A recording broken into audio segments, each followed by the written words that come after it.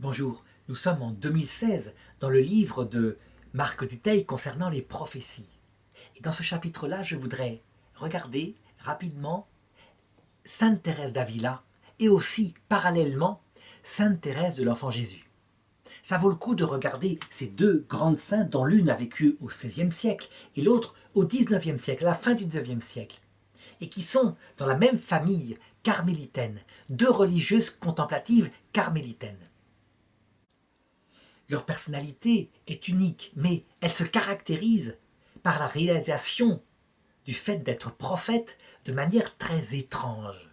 Pour ce qui concerne Sainte Thérèse d'Avila, elle est d'abord une théologienne. Ça veut dire qu'elle rationalise à travers ses écrits toute l'expérience spirituelle qu'elle a faite pour s'approcher vers Dieu. Elle décrit donc la vie spirituelle et sa croissance en la comparant à ce qu'il se passe dans toute vie d'amour, les étapes qui se succèdent, comme par exemple l'enthousiasme des débuts, et puis la nuit des sens qui arrive à un moment donné parce qu'on se lasse de tout et il faut rester fidèle, les épreuves qui en résultent. Et puis elle décrit aussi, après, le calme, une fois qu'on a dépassé ce besoin de présence sensible de Dieu, parce qu'on l'aime au-delà du plaisir de sa présence. Elle décrit aussi la nuit de l'esprit, quand des doutes viennent, souvent vers 40-50 ans, afin qu'on aime Dieu, non plus parce que c'est la compréhension qu'il nous donne de son mystère, mais pour lui-même. Elle décrit enfin la septième demeure, quand on ne compte plus à soi-même, que compte seulement Dieu et le prochain, et que du coup, on n'a aucun risque à recevoir tous les charismes possibles, les phénomènes mystiques extraordinaires, puisqu'on est sans illusion sur soi, on n'a plus aucun orgueil. Elle est donc une théologienne, et on pourrait se dire, mais une théologienne, c'est tout sauf une mystique. C'est pas vrai. C'est une mystique, parce que tout ce qu'elle écrit est porté par la présence de l'Esprit Saint en elle. Donc, elle est prophétesse au sens profond, le plus profond qu'il soit, qu'annonçait l'Ancien Testament. Seulement, pour Sainte Thérèse d'Avila, parce que le Seigneur veut manifester que ce qu'elle écrit n'est pas rien pour son Église, eh bien, des tas de phénomènes extraordinaires apparaissent aussi. Ça veut dire que Sainte Thérèse d'Avila est l'une de ces saintes qui volent, c'est-à-dire qui entrent en lévitation, qui s'envolent comme ça dans la prière et qui sont au-dessus du sol pendant quelquefois des heures. Ça, c'est un phénomène mystique extraordinaire. Si on regarde maintenant les prophéties qu'elle fait, il n'y en a pas. Elle n'est pas une prophète de l'avenir. Elle est une prophète de l'éternité, de la vie de la grâce qui grandit, mais rien de plus. Si on compare maintenant à Sainte Thérèse de l'Enfant Jésus, qu'on appelle aussi la petite Sainte Vierge, la petite Thérèse, morte à 24 ans, en 1898 en France, dans un couvent. Eh bien, on est frappé.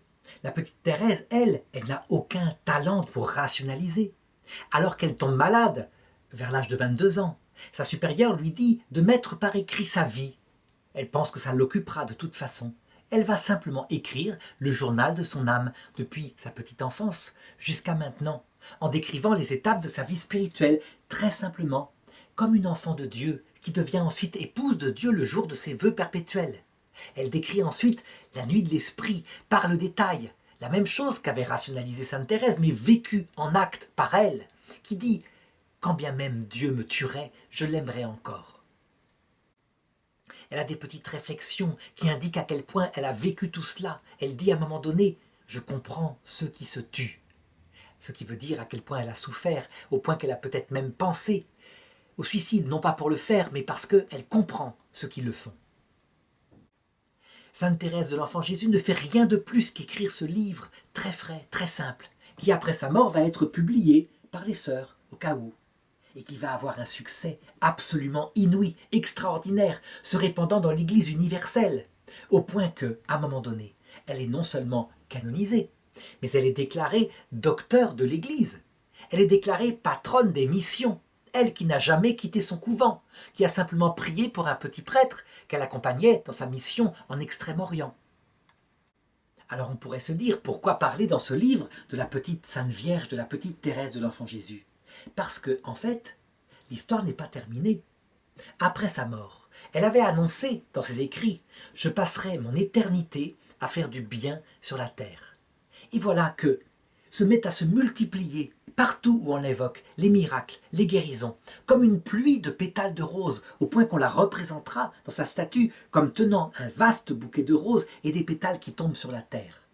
Une histoire, parmi d'autres, que je voudrais raconter, qui arrive dans les années 60, au moment de la guerre d'Algérie, après la guerre d'Algérie.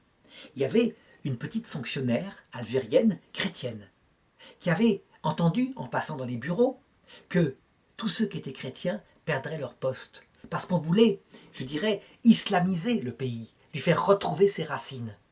Et donc elle, désespérée parce qu'elle était seule avec son salaire à s'occuper de sa mère, va dans un sanctuaire à Alger, dédié à la petite Sainte Vierge, à Sainte Thérèse de l'Enfant Jésus. Elle se met à genoux, elle lui raconte sa détresse, qu'elle va perdre son travail, elle la supplie d'intervenir en sa faveur pour qu'elle ne perde pas son travail. Et c'est tout. Elle prend son déjeuner et elle retourne à son poste le soir. Et elle est convoquée par le ministre en personne, le lendemain, dans son bureau, qui lui dit « Vous avez trahi le secret qui doit s'imposer à tout fonctionnaire. » Et elle, complètement désespérée, dit « Mais je n'ai rien trahi du tout. Si, vous avez parlé à des gens de ce projet qui n'est même pas réalisé, que j'évoquais l'autre jour, à savoir d'islamiser le fonctionnariat en Algérie. » Et elle répond « Mais pas du tout, je n'en ai pas parlé. Vous êtes une menteuse, une religieuse, une femme sort d'ici à peine pour m'en parler. » Alors, cette femme a une intuition et elle dit « Par hasard, est-ce que ça ne serait pas elle ?» Et elle montre une photo de Sainte Thérèse de l'Enfant Jésus avec son voile. Et elle lui dit « Vous voyez bien que vous mentez, puisque vous la connaissez. » Et elle de répondre au ministre « Mais monsieur le ministre, elle est morte depuis plus de 60 ans. » Donc on le voit, même après leur mort, quand les saints n'ont plus à se tenir d'une main pour leur propre âme qui est en danger, mais que leurs deux mains peuvent se mettre au service de nous qui sommes encore sur terre, la prophétie s'exerce. Ils sont prophètes depuis l'au-delà. Et je dirais que la plus grande prophétesse de tous actuellement, c'est la Sainte Vierge à travers ses apparitions. Mais il y a eu un chapitre consacré à cela.